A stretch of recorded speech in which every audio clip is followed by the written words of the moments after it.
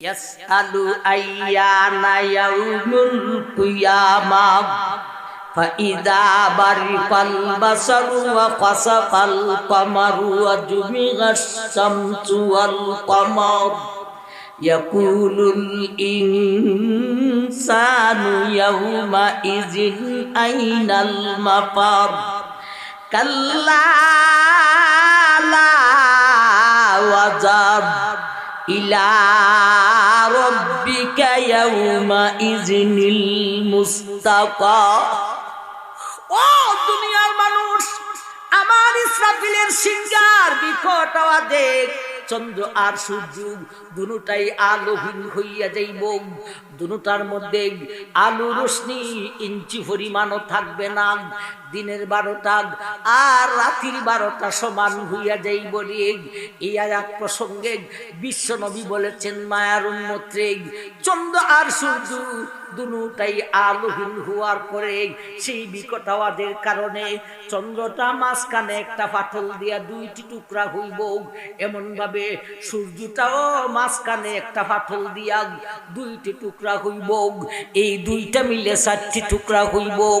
নবী বলেন, মায়ার উম্মত, এখানেই শেষ নয় রে। এই 4টি টুকরাকে আল্লাহ দুজকের মধ্যে নিক্ষেপ করিব। আশ-শামসু ওয়াল কামারু বিহুসবান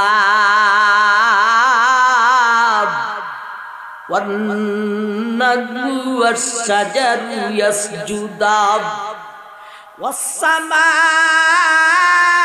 রাফাহা ওয়া ওয়াদাআল মিজান।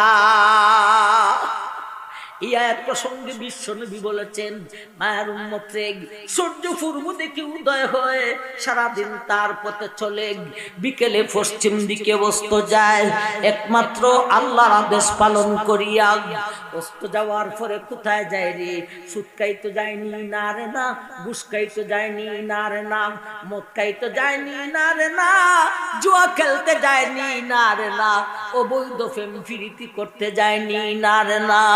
ও মায়ের উম্মত, আল্লাহর সূর্যখানি পশ্চিম দিকে অস্ত যাওয়ার পরে আল্লাহর আরশের নিচে গিয়া আল্লাহর কুদরতি কদমের মধ্যে সেজদা করে রে।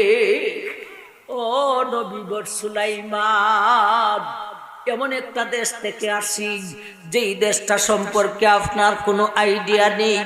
দেশটার নাম মাআরিব। চতুর্দিকে বাউন্ডারি, মাঠ ভরা ফসল, বাগান ভরা ফল। ওই দেশের ক্ষমতায় একজন মহিলা, ইনি